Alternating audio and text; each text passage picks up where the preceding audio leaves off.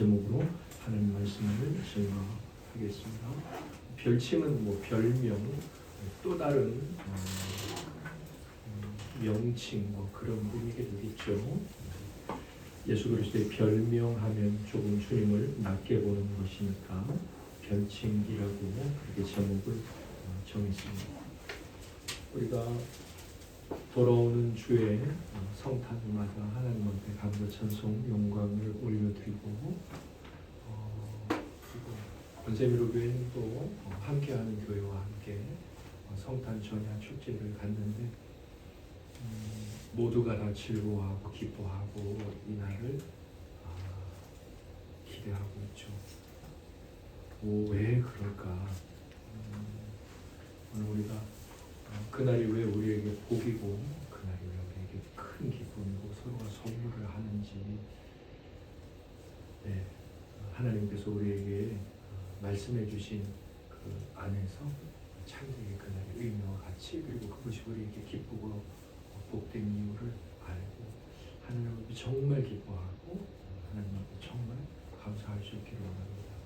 그래서 제가 성탄 관련한 그날도 가서 그곳에서 제가 말씀을 전하긴 할 건데 그날의 말씀은 아니고요. 오늘도 제가 성탄 관련한 하나님 말씀을 전하면 하나님께 영광이 되고 저희들은 하나님의 은혜 아래에 있기를 원합니다. 먼저 첫 번째 대지는 제가 빈칸을 넣어놨지만 축복은 예수 그리스도의 무엇입니까? 예수 그리스도의 별칭입니다. 제가 왜 이렇게 생각을 했을까요? 제가 오늘 전하는 말씀은 올해 2024년 9월 21일 맥시인 성경의 기표를 따라서 읽다가 그때 해당되는 말씀이 72편이었습니다. 그때 묵상했던 내용이고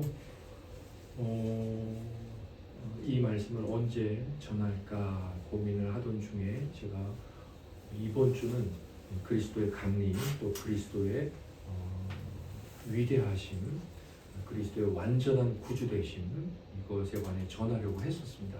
그래서 몇 가지 준비했던 본문들이 있었는데 최종적으로 이 본문을 정하게 됐어요.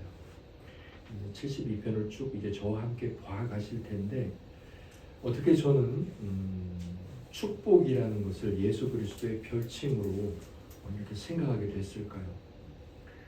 저뿐만 아니라 오늘 이제 72편을 깊게 묵상하고 성령의 깨닫게 하심을 받는 자라면 조심스럽지만 누구나 다 정말 예수 그리스도의 또 다른 이름을 말해봐라. 그러면 우리는 여러 가지 구주, 중보자, 또 성자, 제2위 하나님 이렇게 말할 수 있겠지만 동시에 그분의 이름은 축복이다.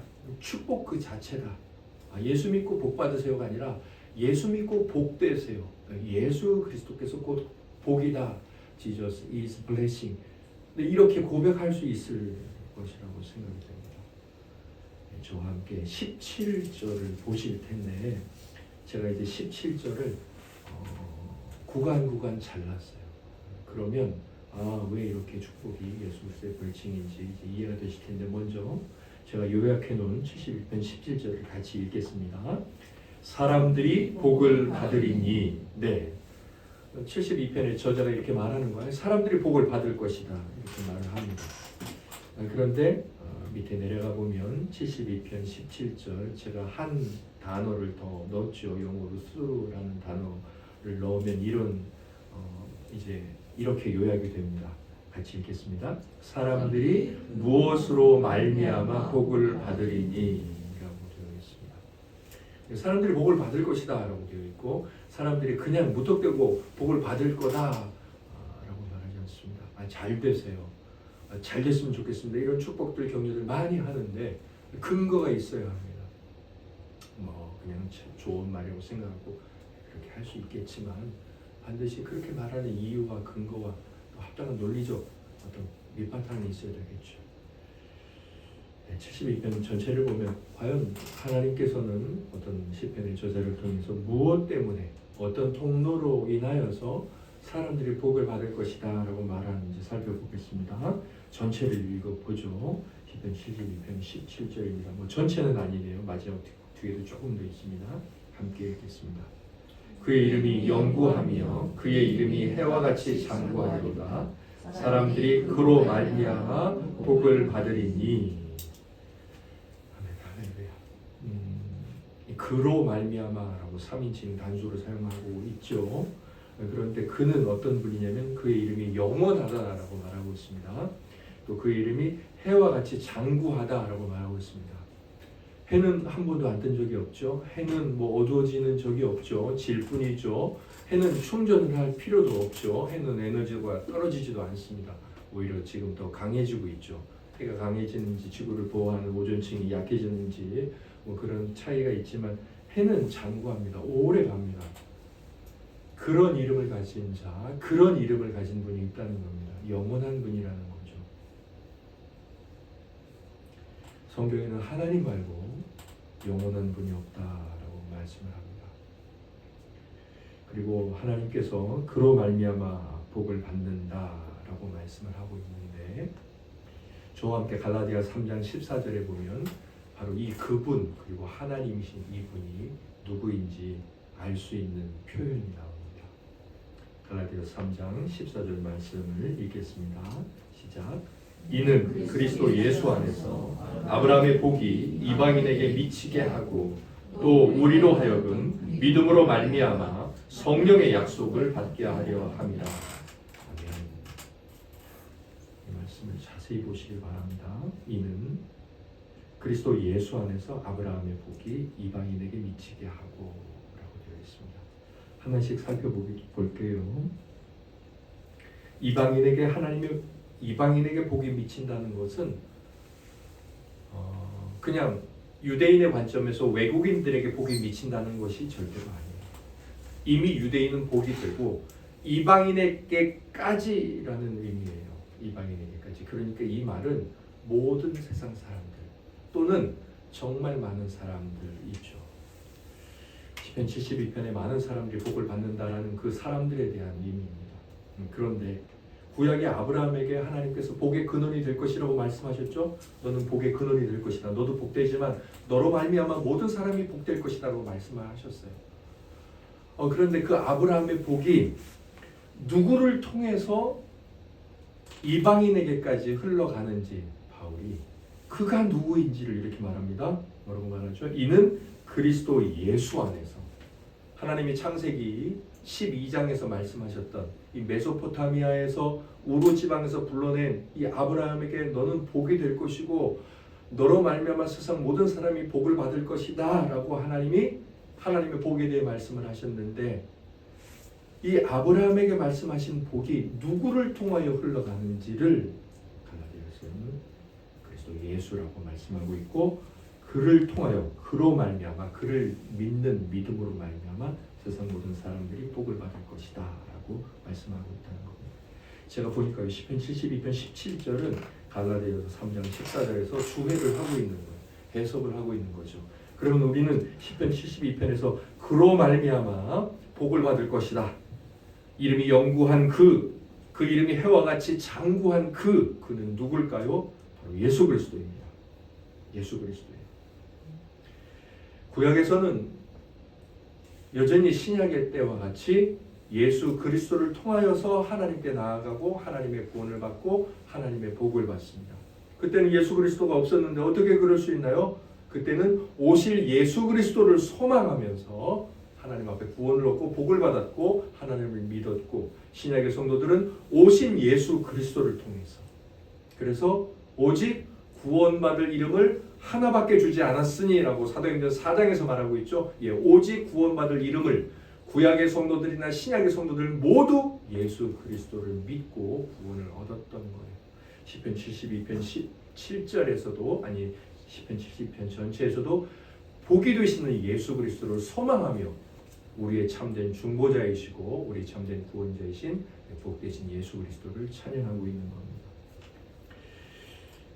그래서 이 시편 71편 17절은 복을 받을 것이다. 누구로 말미암아 복 받는다. 예수 그리스도로 말미암아 복 받는다. 이렇게 말을 하고 나서 맨 마지막 이제 전체를 읽어보겠습니다. 시편 71편 17절 시작. 그의 이름이 영구하며 그의 이름이 해와 같이 장구하리로다. 사람들이 그로 말미암아 복을 받으리니 모든 민족이 다 그를 복되다 하리로다. 아멘.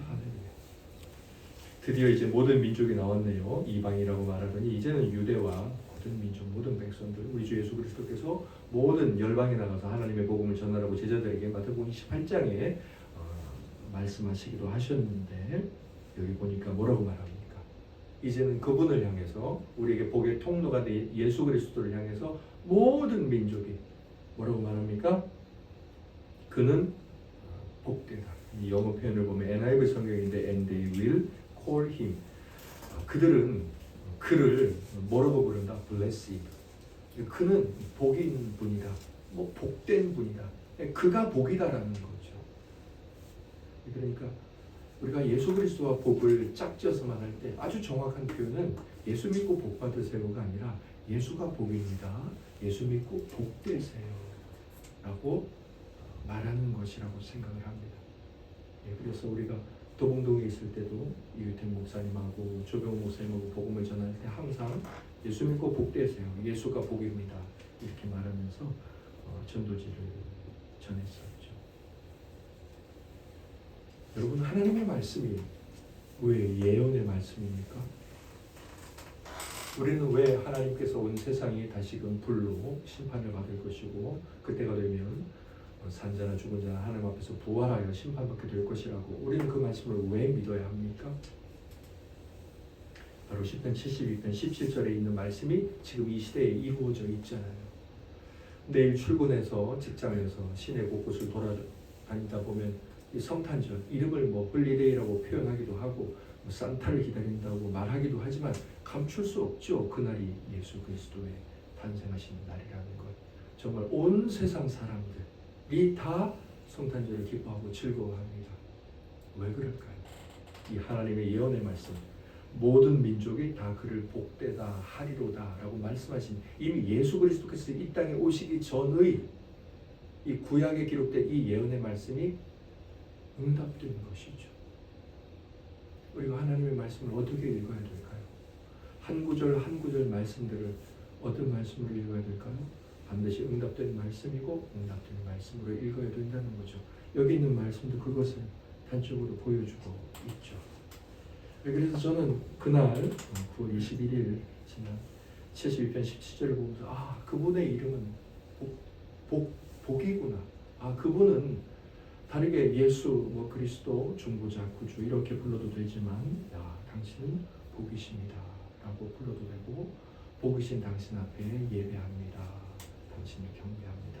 이렇게 고백해도 되는구나 싶었습니다. 그래서 제가 축복은 예수 그리스도의 별칭이다 라는 제목으로 말씀을 준비해서 오늘 이렇게 전합니다. 아가서 5장은 성경의 모든 내용이 다 그렇듯이 구약에 있는 성경은 오실 예수 그리스도를 예언하는 말씀이고 신약의 모든 내용들은 오신 예수 그리스도를 말씀하고 있는 내용인데 아가서도 당연히 우리 주 예수 그리스도에 대한 말씀이죠. 아가서 5장 16절에 보면 이런 말씀이 나옵니다. 함께 읽겠습니다. 그 전체가 사랑스럽구나. 예루살렘 딸들아, 이는 내 사랑하는 자요 나의 친구로다. 아멘. 아가서 말씀은 개역개정으로 보면 참 이해하기가 쉽지 않습니다. 세번역 성경이나 아니면 영어 성경으로 보면 그래도 그나마 정확하게 이해를 할 수가 있습니다. 왜 그러냐면 여기서 말하는 내가, 네가가 이 대화체 형식이에요. 주고받는 내용이에요. 아가서 5장 16절을 누가 말했는지 이 고백을 하고 있는 화자가 누구인지 아는 게 중요합니다. 그 전체가 사랑스럽구나. 또 어디 흠잡을 데가 없는 거예요. 모두가 아름다운 거죠. 모두가 좋은 거예요. 어디 꼴 보기 싫은 데가 하나도 없는 거예요. 그러면서 예루살렘 딸들아, 이는 내 사랑하는 자, 내 친구로다. 이 누구의 고백이냐면 아가서 5장 16절에는 술람미 여인이 그 이제 사랑하는 남자를 위해서 고백하고 있는 내용입니다. 솔로몬이라고 할 수 있죠. 물론 아가서는 솔로몬과 술람미의 연애에 관한 이야기이지만 구속사의 관점에서 보면 우리 주 예수 그리스도와 성도들과 과의 관계를 나타내는, 바울도 이야기했듯이 내가 너희를 우리 주 예수 그리스도와 중매하노라라고 말했던 것처럼 성도와 그리스도의 고백에 관한 내용입니다. 그렇다면 술람미의 고백이라면 이것은 성도의 고백이죠. 성도는 그리스도를 볼 때 이렇게 고백할 수밖에 없다는 거예요. 우리 주 예수 그리스도를 바라보면서 여러분들은 뭐라고 고백하겠습니까? 주님 왜 저한테 오늘 이렇게 하십니까? 주님 올 한 해 왜 저에게 이런 안 좋은 일을 하셨습니까? 라고 말할 수 있는, 그렇게 말할 수 없다는 거예요. 우리가 그런 일을 당했을지는 모르겠으나 그분에게는 어디 하나 사랑스럽지 않은 구석이 없다는 거예요. 그래서 우리가 지금은 다 이해할 수 없어도 어디 하나 사랑스럽지 않은 부분이 없는, 모든 것이 사랑스럽고 모든 것이 은혜스럽고 모든 것이 덕스럽고 아름다운 그분께서 우리에게 행하신 모든 일이 아름답다는 거예요. 지금 우리는 이해할 수 없고 우리가 직접적으로 경험한 일들은 고통스럽고 사랑스럽지 않은 일이에요. 아무튼 제가 여기서 5장 16절을 생각하고 우리 지체들과 함께 나누고 싶었던 것은 그분의 이름을 축복이라고 부르는 것, 그것과 똑같은 맥락의 고백들이 성경 여기저기서 많이 나온다는 거죠. 그 중에 하나가 바로 5장 16절 말씀이라는 거. 그분은 전체가 다 사랑스러운 분이라는 거예요. 모두가 다 복이라는 거죠. 그렇다면 정말 그런가 싶지 않습니까? 그래서 제가 72편에 나오는 내용들을 하나하나 좀 살펴보면서 한 그리스도께서 복이라고 받으실 수 있는 이유 8가지를 좀 찾아봤습니다. 지체들과 함께 한 구절 한 구절 읽어가면서 정말 그리스도는 이런 이유로 복되시고 그 전체가 사랑스러운 분이시구나 라고 함께 하나님께 고백하여 찬송 올려드리기를 원하고, 또 저는 8가지 정도를 찾아봤지만 이 72편 안에서 우리 성도님들께서 더 찾으실 수 있으면 더 찾으셔서 하나님을 찬양할 수 있는 그런 일이 있다면 더 좋을 것 같습니다. 또 저에게도 알려주시면 좋을 것 같습니다.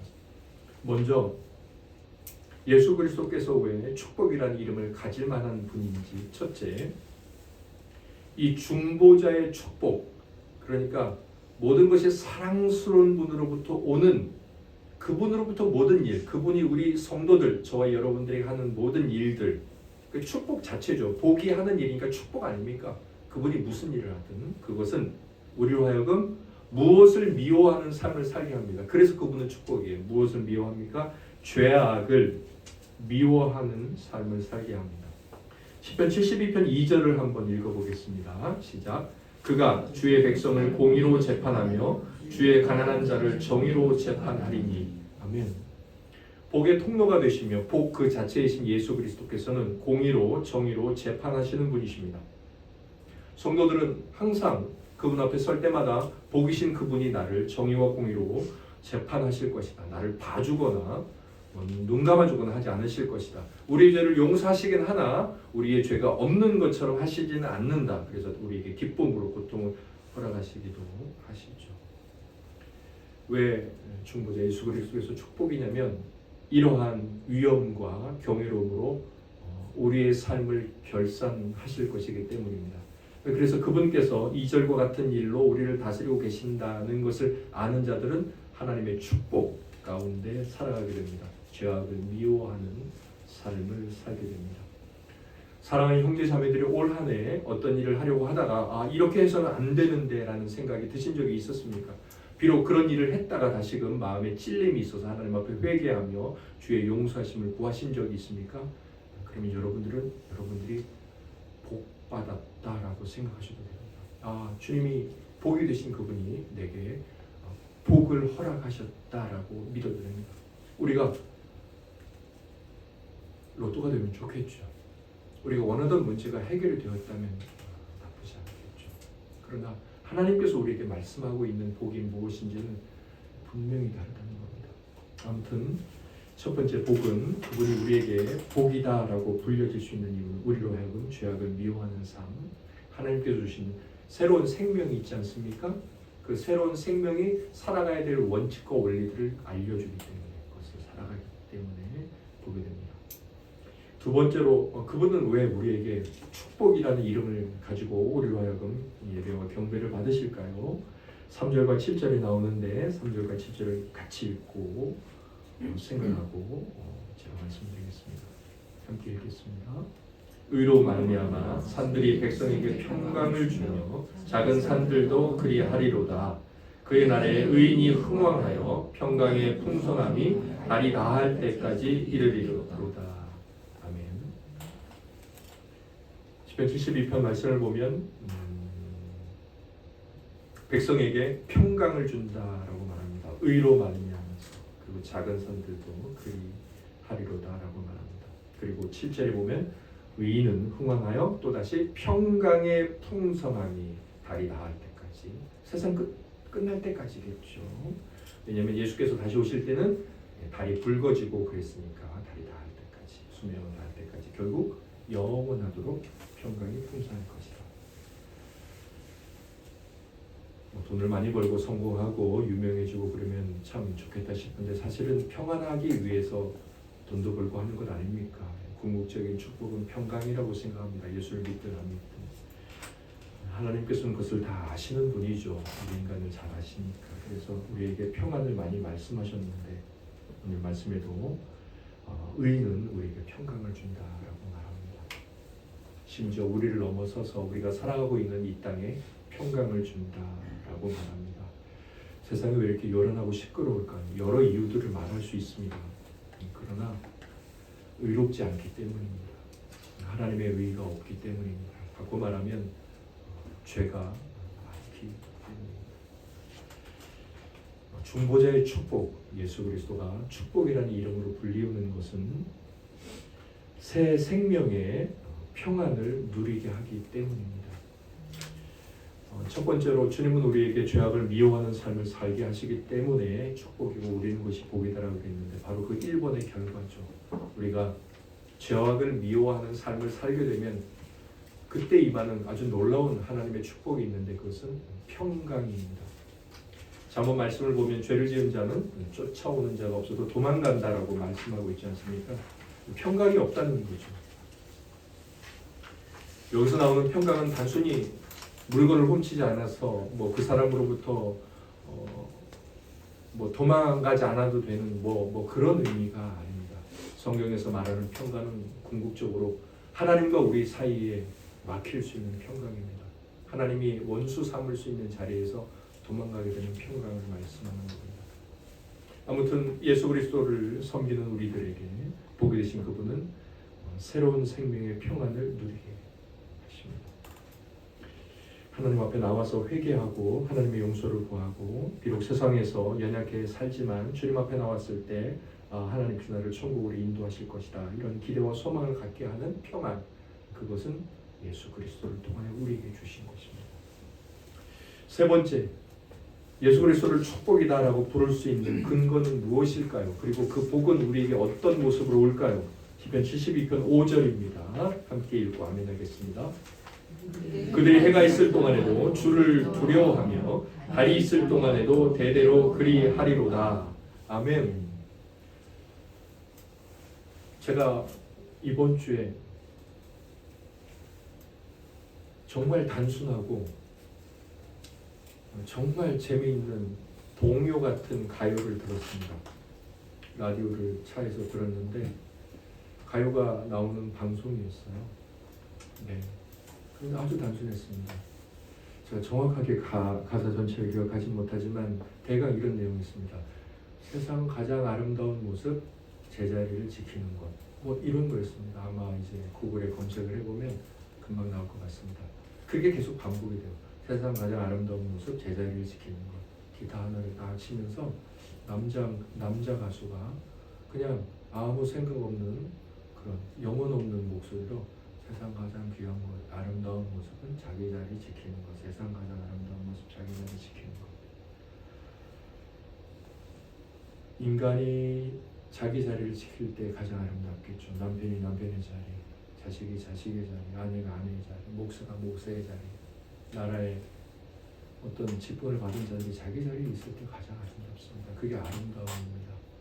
마귀가 아름답지 못한 것은 자기 자리를 지키지 못하는 것이죠. 인간들이 하나님 앞에 죄를 범했다는 것은 자기 자리를 지키지 못하는 마귀가 자기 자리를 지키지 않도록 미혹하는 것에 넘어가는 것입니다. 우리가 이렇게 하나님 앞에서 우리의 자리를 고백할 수 있어야 합니다. 하나님, 저는 당신을 참으로 두려워하고 당신의 명령 앞에 제 자신을 굴복시킵니다. 이게 자기 자리에 선 인간의 하나님을 향한 유일한 고백이라고 생각해요. 성경은 그것을 하나님을 향한 경외라고 말씀합니다.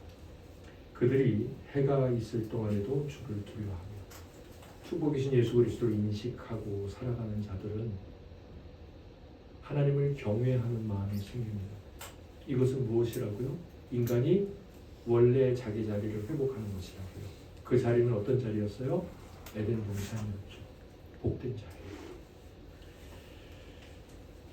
하나님께서는 이 경외와 관련해서 어떤 말씀을 많이 하셨냐면, 경외와 관련해서 두렵지, 겁나지, 벌벌 떨지 이런 말씀을 하시기보다는 경외와 관련해서 연이어서 그 구절에 혹은 그 다음 구절에 즐거움, 그리고 축복, 장수, 평안을 많이 말씀하셨어요. 저는 경외는 곧 에덴 동산이고 원래의 자리고 경외는 곧 축복이다 이렇게 생각합니다. 예수 그리스도를 참되게 믿는 자일수록 하나님 앞에서나 다른 사람 앞에서 겸손합니다. 경외하기 때문이에요. 저는 예수 그리스도를 믿지 않는 자만큼, 진심으로 믿지 않는 자만큼 망령되고 날뛰는 사람을 보지 못했습니다. 가장 날뛰고 세상 두려운 줄 모르고 삽니다. 하나님을 두려워할 줄 모르는 사람. 중보자의 축복은 하나님을 경외하게 합니다. 하나님을 경외하는 것은 축복이고 이것은 예수 그리스도 안에서 우리에게 주어지는 것입니다. 네 번째는 예수 그리스도는 왜 우리에게 축복이고 그분의 축복은 우리에게 어떤 모습으로 임할까요? 오늘 말씀 72편 4절에 보면 이런 말씀이 나오는데 우리 같이 읽어보겠습니다. 이 안에 나옵니다. 시작. 그가 가난한 백성의 억울함을 풀어주며 궁핍한 자의 자손을 구원하며 압박하는 자를 꺾으리로다. 아멘. 할렐루야.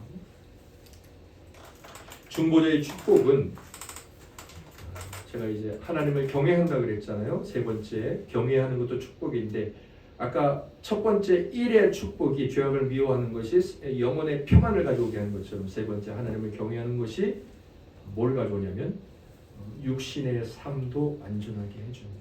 우리 육신의 삶, 직장생활, 학교생활, 가정생활 여기를 안전하게 해주는데 무엇이 안전하게 해준다고요? 하나님을 경외하는 태도가 직장생활, 학교생활, 이 땅의 모든 생활, 죽을 때까지의 모든 관계 안에서 우리의 삶을 안전하게 합니다. 위험으로부터 지켜준다는 거죠.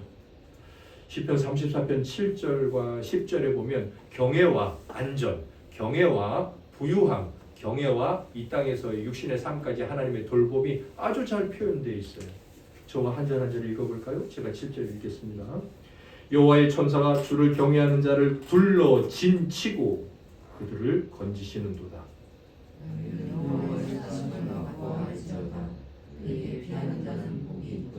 너희 성도들아 여호와를 경외하라. 그를 경외하는 자에게는 부족함이 없도다.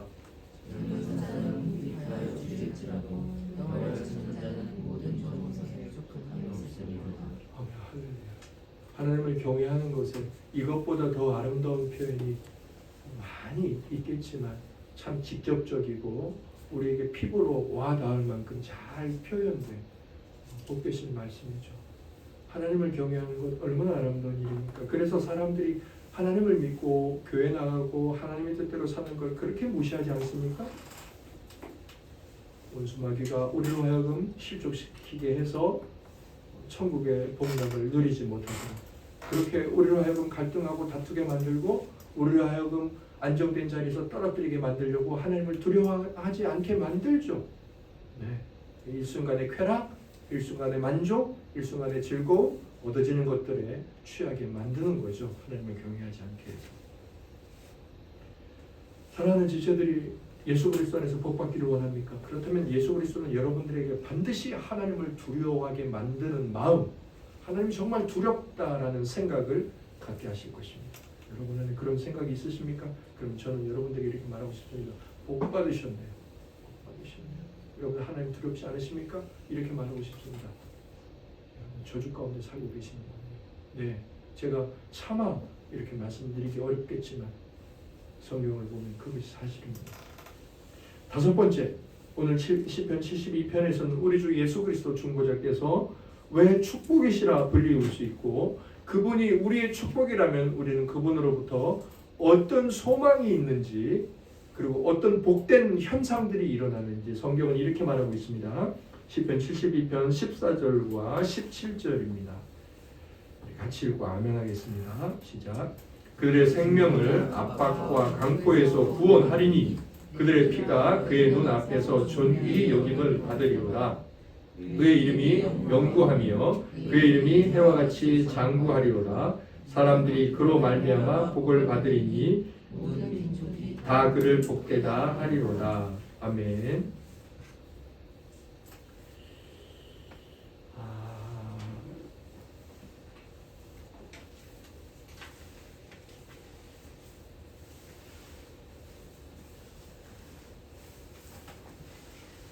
오늘 말씀의 17절에 그의 이름이 영구하고 그의 이름이 해와 같이 장구하고 사람들이 그런 말미암아 복을 받으니 그의 민족이 다 그를 복되다 하리로다 라고 말을 하고 있죠. 우리의 복이 되신 분이 영원하시고 모든 것이 쇠할 때까지 계속되는 복이라면 우리가 받은 복도 그러하겠죠.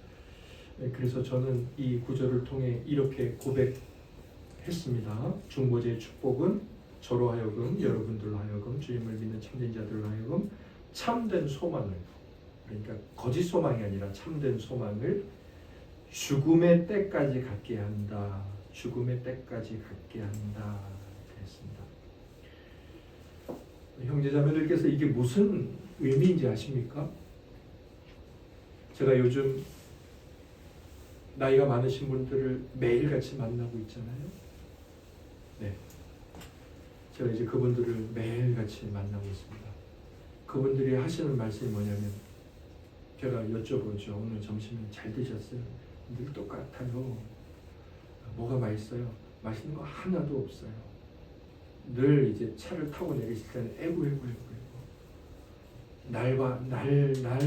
그날이 왜 이렇게 안 와? 다 아파. 어디 아프세요? 그냥 다 아파. 소망이 없죠. 소망이 없어요. 그분들에게 건강도 없고 뭐 재미도 없고 뭣도 없고 그렇게 말할 수 있는데 이 나이가 드신 분들을 향해서 뭐가 없느냐라고 말할 때 우리는 소망이 없다 이렇게 말할 수 있어요. 소망이 없는 거예요. 맛있게 먹고 싶은 기대도 없어요. 잘 못 느끼니까. 재밌게 놀고 싶은 기대도 없어요. 텔레비전 뭐 할까 기대도 없어요. 재미가 없으니까. 그런데요. 성경은 아주 놀라운 말씀을 합니다. 요엘 2장 28절 말씀을 같이 읽을까요? 시작. 그 후에 내가 내 영을 만민에게 부어주리니 너희 자녀들이 장래일을 말할 것이며 너희 늙은이는 꿈을 꾸며 너희 젊은이는 이상을 볼 것이며 아멘 할렐루야. 자, 제가 다시 읽을게요. 너희 자녀들은 장래일을 말할 것이다. 그 다음에 너희 늙은이 your old man 늙은이는 뭐 한다고요? will dream dreams.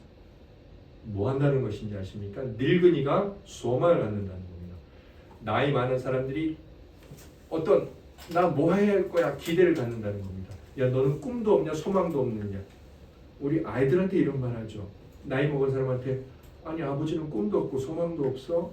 할아버지 할머니한테 그런 얘기 합니까? 아니죠. 이제 다 끝나가는데 인생 다 끝나가는데 꿈이 뭐가 필요 있고 소망이 뭐가 필요 있습니까? 그래서 성경은 왜 이렇게 말하는 겁니까? 성경은 왜 이렇게 말할까요?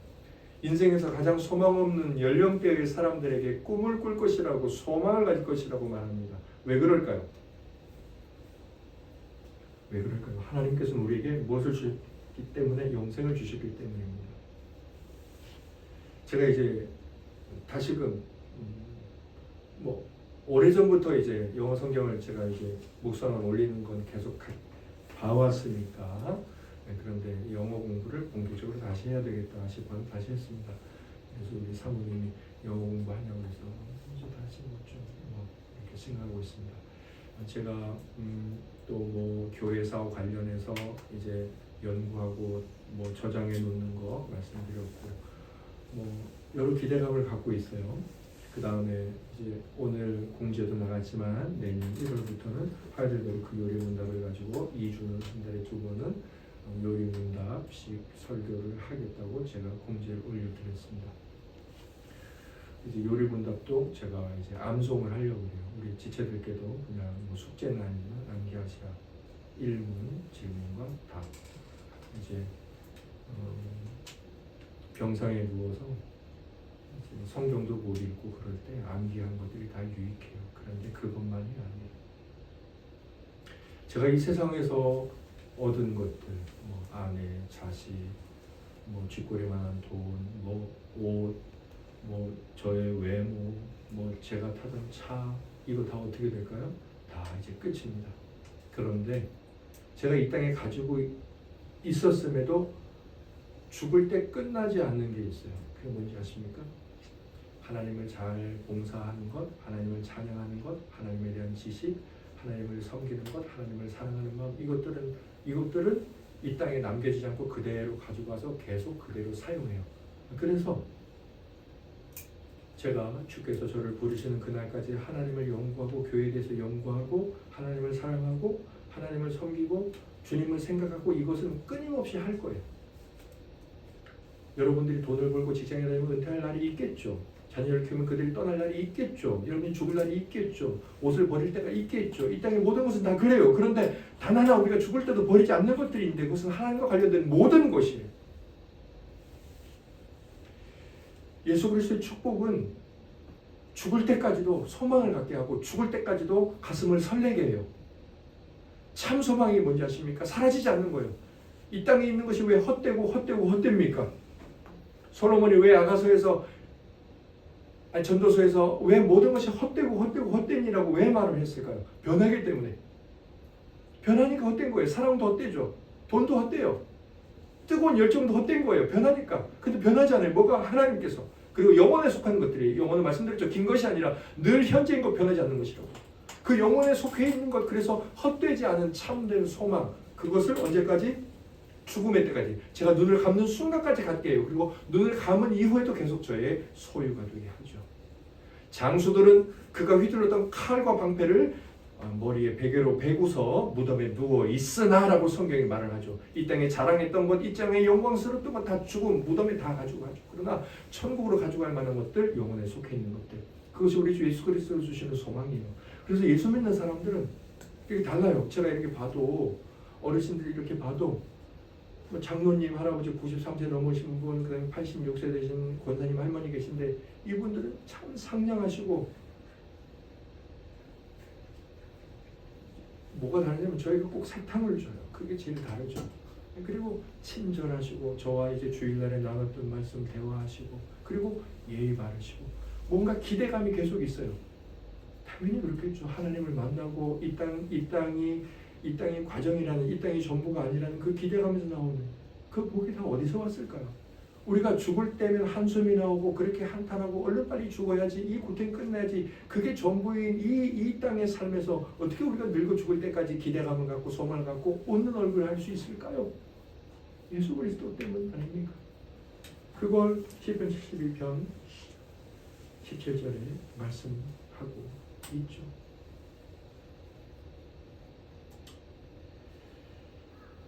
이런 은혜는 저 여러분에게 예수 그리스도로부터 임했습니다. 지금도 임하고 있고요. 여섯 번째, 중보자의 축복은 어떤 축복일까요? 그것은 우리에게 어떤 축복으로, 모습으로 와 있을까요? 우리가 누렸을까요? 올 한해 시편 72편 16절입니다. 함께 읽고 아멘 하겠습니다. 산 꼭대기의 땅에도 곡식이 풍성하고 그것의 열매가 레바논같이 흔들리며 성에 있는 자가 땅의 풀같이 왕성하리로다. 아멘 할렐루야. 저는요, 제가 이제 몇 년 전에도 이 72편 16절 이 앞에 있는 표현이 있죠. 산 꼭대기 땅에도 곡식이 풍성하고, 이게 너무 제 마음에 와닿아가지고 그날은 제가 이제 핸드폰 거기 있는 그림 스케치하는 앱에다가 이 장면을 그냥 제 나름대로 표현을 했어요. 산 꼭대기를 그리고 그림을 못 그리니까 그 위에 이제 벼 나달이 이렇게 난 걸 그림을 그렸어요. 그거 아닙니까? 옆에도 있지만 모든 땅에 곡식이 풍성하고 그 다음에 on the top of the hills may is sway. 그래서 꼭대기 언덕의 꼭대기에도 그게 막 흔들린다. 뭐 그런 의미예요. 그러니까 온 땅에 심지어 어디에도 산 꼭대기에도 풍년이 들었다라는 말씀입니다. 여러분 이게 믿어지십니까? 이거는 비상식적인 얘기예요. 우리가 뭐 이제 그런 김포 평야, 뭐 전라도 평야 말하지 않습니까? 거기는 곡창지대잖아요. 넓은 땅, 물이 흐르는 넓은 땅이 곡창지대고 거기에 이제 곡식이 흔들리고 풍년이 드는 거 아닙니까? 산꼭대기에는 평야도 아니지만 물이 흐를 수가 없어요. 그러니까 물이 젖어 있을 수 없는 땅이에요. 물이 다 쏟아져 내리는 곳이죠.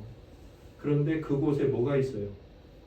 그곳에 이렇게 곡식이 풍성해서 흔들리는 게 있다는 거예요. 여러분 이 말씀을 어떻게 이해해야 될까요?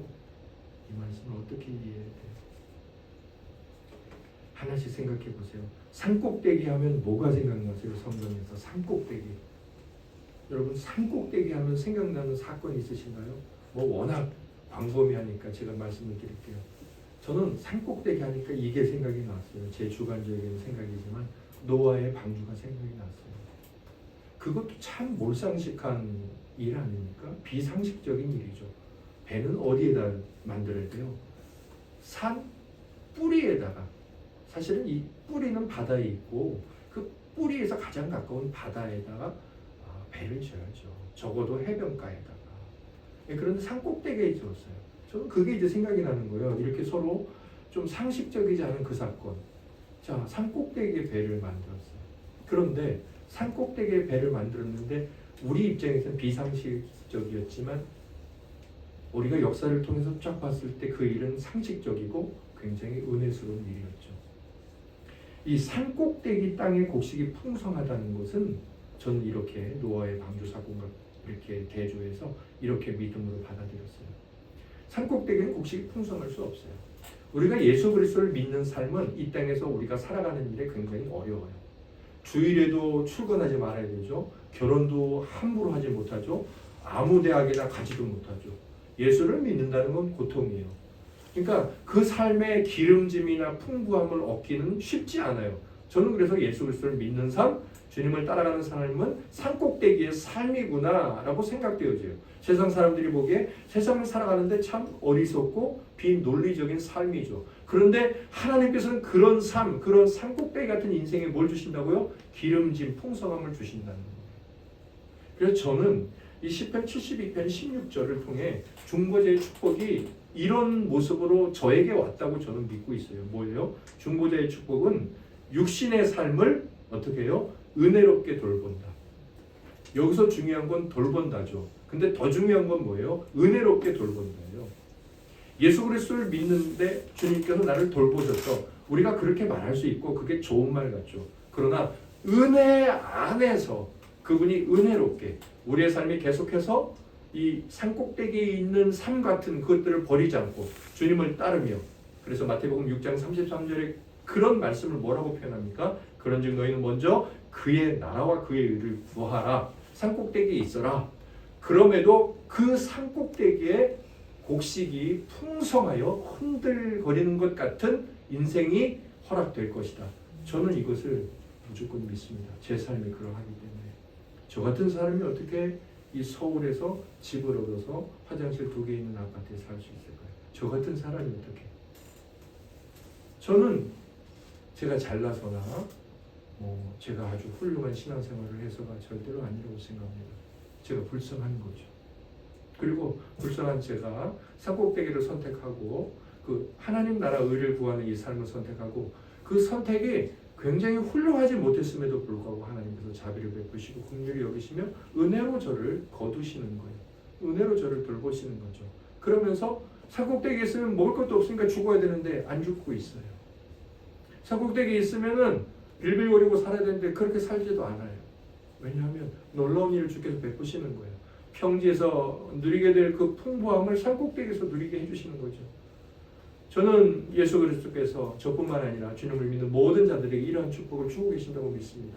예, 그들이 완전히 넉넉하고 풍성하게 살지 못할 때도 있겠죠. 그러나 주님께서는 먼저 그의 나라와 그의 의를 구하는 것이 지켜지는 선 안에서 그들이 먹을 것, 마실 것, 입을 것 구하는 모든 것들을 주고 계시죠. 그래서 마치 산꼭대기에서 곡식이 풍성한 것처럼 우리의 삶을 그렇게 인도하고 계시죠. 저는 이게 아주 놀라운 우리 주 예수 그리스도의 복되신 우리를 향한 하나님의 축복이라고 믿습니다. 주님을 찬양합니다. 7번째, 중보자의 축복, 우리에게 임한 그분의 축복의 모습은 어떤 것일까요? 시편 72편 15절, 18절, 19절인데 우리 같이 읽고 아멘 하도록 하겠습니다. 그들이 생존하여 스바의 금을 그에게 드리며 사람들이 그를 위하여 항상 기도하고 종일 찬송하리로다. 홀로 귀한 일들을 행하시는 여호와 하나님 곧 이스라엘 하나님을 찬송하며 그 영화로운 이름을 영원히 찬송할지어다. 온 땅에 그의 영광이 충만할지어다. 아멘. 아멘. 먼저 적을까요? 중보자의 축복은 우리에게 어떤 복의 모습으로 임했을까요? 영광스러운 예배와 하나님과의 친밀한 교제를 가능하게 했습니다. 그것이 우리에게 임한 축복입니다. 저는 오늘 여러분들에게 이렇게 담대하게 선포할 수 있습니다. 사랑하는 형제 자매들은 예수 그리스도의 축복을 모두 다 받으셨습니다.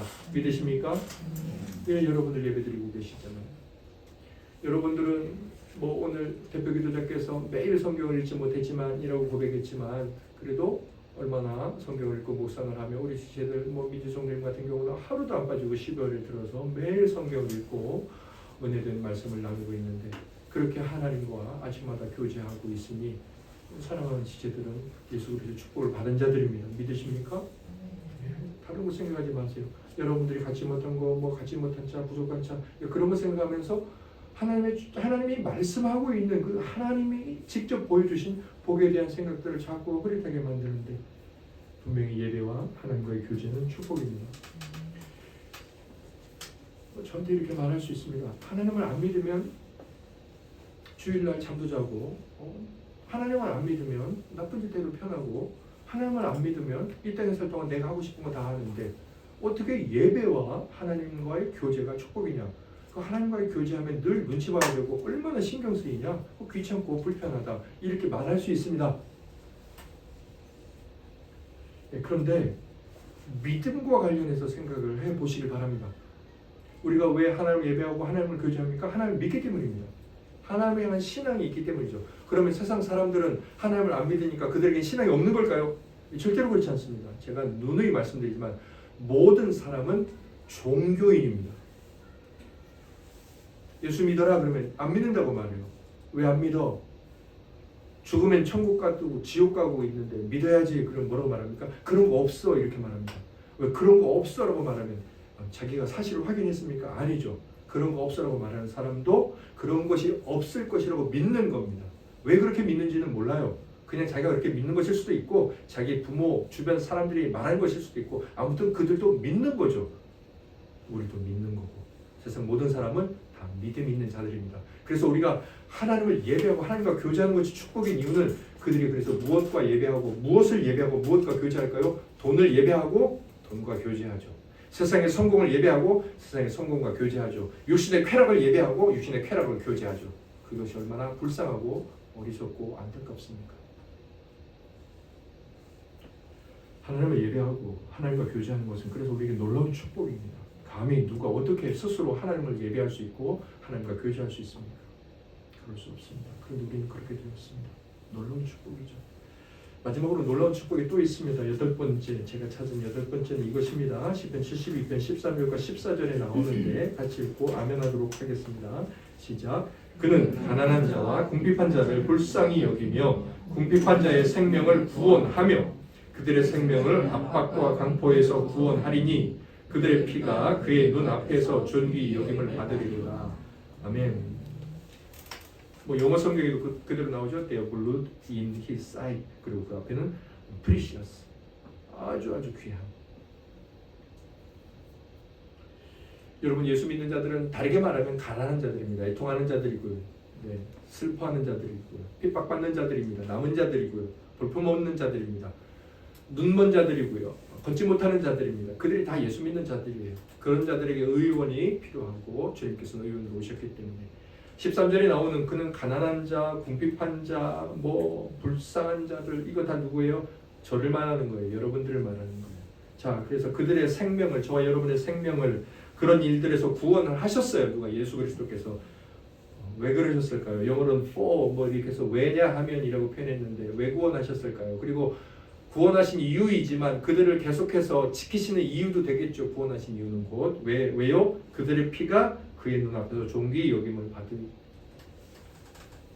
때문에.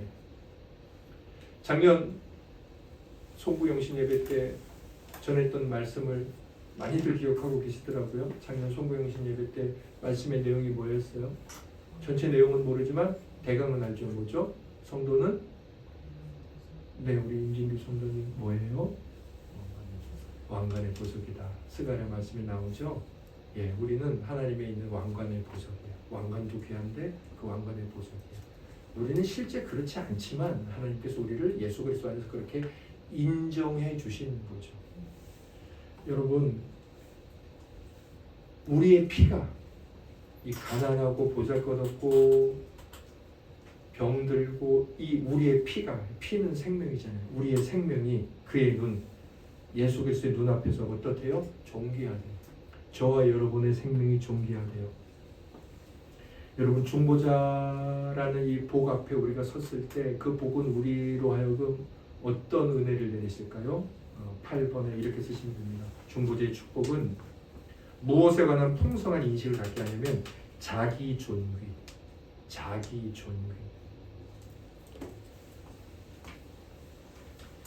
제가 책을 하나 이제 사서 그냥 한번 읽어봐야 되겠다 한 책이 있어요. 이제 멘탈이 약한 자들을 위해서 스포츠 심리학, 우리나라 국가대표 선수들에게 그 스포츠 상담을 했던 정신과 의사가 쓴 책이에요. 제가 이제 얼마 전에 사가지고 저희 조금씩 그냥 이제 심심할 때 읽고 있는데 이제 어떤 책의 큰 타이틀이 있잖아요. 그 주제가 있어요. 그건 처음부터 대부분 나오는데 그거죠. 왜 이제 자기 멘탈이 약하냐? 이제 스포츠 선수를 강해야 되지 않습니까? 왜 약하냐면 자기 정체성이 일단 이 정체성 문제, 내가 누구냐, 또 나는 어떤 목표를 갖고 있느냐, 나는 어떤 존재냐, 이 자기 정체성의 어떤 부실함, 거기서 시작이 되는 거다. 이제 그런 걸 하지. 그 나름의 이제 관점인데 이제 성경 안에서 일정 부분 제가 동의할 수 있는, 아니면 사실 성경이 먼저니까 성경에 있는 내용을 차용한 일정 부분이 있어요. 제가 또 하나 이제 지난달 수요학당 제가 이제 말씀 준비하려고 샀던 책이 또 하나 있죠. 하나님 앞에서 나는 누구인가라는 그 신앙적 자아 존중감에 관한 책인데 말씀사에서 나와서 아주 괜찮은 책이었어요. 책이 얇기도 하고 그 책에서 말하고 있는 것과 제가 이번에 산 그 스포츠 심리학 국가대표 선수들을 돌봤던 정신과 의사 책하고 이제 맥이 같아요. 어떻게 이제 제가 이제 책을 보다 보니까. 그런데 놀라운 것은 답은 틀려요. 제가 아직 이제 두 번째 책을 다 읽지 못했으니까 뭐라고 이제 쉽게 단정 지을 수는 없고, 아무튼 이제 우리 신앙인들이 늘 하나님 안에서 잊지 말아야 될 생각이 있다. 우리가 늘 잊지 말아야 될 생각이 있다. 우리가 사실 너무 잘하는 거예요. 그 책은 굳이 안 읽어도 되는데 우리가 너무 잘하는 거. 내가 누군지 알고 살아야 되는데 나는 누구냐? 자기 정체성에 관한 문제죠. 나는 누구냐? 나는 하나님이 자기 생명을 주실 만큼 하나님이 아까워하고 꼭 사고 싶은 물건. 그러니까 모든 걸 다 팔아서 사는 게 천국이잖아요. 근데 하나님은 모든 걸 다 팔아서도 사고 싶은 게 뭐였어? 나. 이해가 되십니까? 나라는 존재. 예수 그리스도께서 천국을 네가 가진 재산은 뭐야? 그거 다 팔아. 그 다음에 사. 천국을. 그런데 예수님은 어떻게 하셨어요? 내가 가진 게 다 뭐지? 아들까지라도 이걸 다 팔아서 누구를 사? 정진용을 사. 그게 저라고요. 그 생각을 늘 하고, 이건 상상이나 공상이 아니잖아요. 성경을 묵상하는 거지. 공상이나 상상이 아니라고요. 허상이 아니라 묵상을 하고 그 안에서 단점과 연약함이 분명히 있잖아요.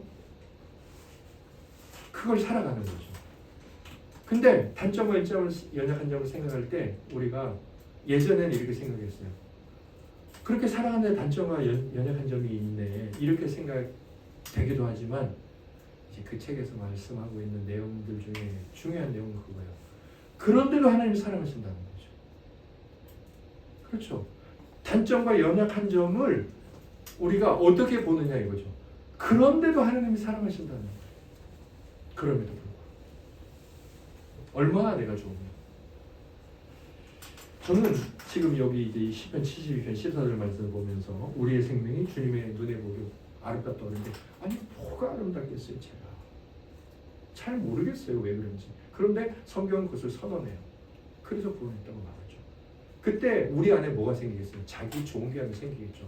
내가 몇 살이든, 내 신체가 어떻든, 내가 이 땅에서 이룬 성공이 어떻든, 내 목회 사역이 어떻든, 내가 이 땅에서 얼마나 재산을 가지고 있든, 이 말씀을 정말 깊게 곰곰이 생각할 때, 내 심령에 깊게 느껴지고 정말 주님의, 하나님이신 주님의 십자가 죽으심, 그것을 깊게 생각할 때, 그 자리에 서 있었을 나를 생각할 때, 저분이 저렇게 죽는 이유, 옆에 있는 어떤 사람이 너 때문에 내가 죽어가고 있잖아 라고 말할 때, 그때 내가 어떤 존재로 느껴질까요? 이 자기에 대한 이 존귀함, 이것이 참되게 그리스도 안에서 우리에게 고백되어지는 거죠. 세상 사람들도 많이 넌 소중해 많이 이야기하는데 그 턱없이 이야기하면 와닿지 않는다는 거예요. 근거가 있어야죠. 왜 존귀한지. 네가 존귀해 그러고 한 돈 10만 원 주면 좀 믿겠죠. 100만 원 주면 더 믿을 거고 1000만 원 주면 아 진짜 존귀하네 생각하겠죠. 성경 뭐라고 말합니까? 하나님이 죽었어. 그래서 존귀해. 뭐 더 할 말이 어디 있겠어요, 세상에. 이 그리스도의 복은 우리에게 우리 각자의 자기 존귀에 대한 인식을 풍성하게 해줍니다. 이 위축되고 우울하고 낙심되는 이 마귀의 역사 가운데 어떻게 우리의 마음을 부추겨 일으켜 세울까요? 어떻게 나는 참 아름답고 존귀한 자라고 우리가 어떤 근거로 말할 수 있을까요? 성경이 이렇게 말하고 있습니다. 그래서 세 번째로 그리스도는 우리의 무엇일까요? 우리의 자랑입니다. 우리의 기쁨이고요. 우리의 소망이고 뭐든지 다 집어넣을 수 있어요. 여기 고린도전서 1장 30절에 바로 시편 72편에 말하고 있는 이런 그리스도를 압축적으로 바울이 30절에 이렇게 말합니다. 시작. 너희는 하나님으로부터 나와서 그리스도 예수 안에 있고 예수는 하나님으로부터 나와서 우리에게 지혜와 의로움과 거룩함과 구원함이 되셨으니. 아멘 할렐루야. 네, 지혜, 의로움, 거룩함, 구원함 이 모든 복을 다 말씀하죠. 그래서 그 다음 31절에 뭐라고 말합니까? 기록된 바 자랑하는 자는 주 안에서 자랑하라 함과 같게 하려 합니다. 사랑하는 형제자매들, 올 한 해 뭐 자랑할 일 좀 있나요? 급여 좀 올랐어요? 집에 좀 좋은 일 있어요? 자랑할 거 없어요? 자랑 안 하실래요? 자랑하세요. 얼마든지. 뭐로? 그리스도 안에서. 그리스도의 복이 올 한 해 내게 임해서 나 올 한 해도 그리스도 안에서 이렇게 마치게 되었다. 그리스도께서 올 한 해 살아오면서 이런 목표를 나에게 주셔서 예배할 수도 있었고 교제할 수도 있었고 두려워하는 가운데 죄도 좀 피할 수 있었고 정신 차릴 수 있었고 회개할 수 있었고 거룩한 삶을 소망할 수 있었고 기대감도 가질 수 있었고 그랬다. 이렇게 하나님 앞에서 그리스도 안에서의 복을 자랑할 수 있는 은혜가 있기를 예수님 이름으로 소망합니다. 우리 주 예수 그리스도의 별칭이 축복입니다. 이러한 축복 안에서 사시는 여러분들이 복됩니다.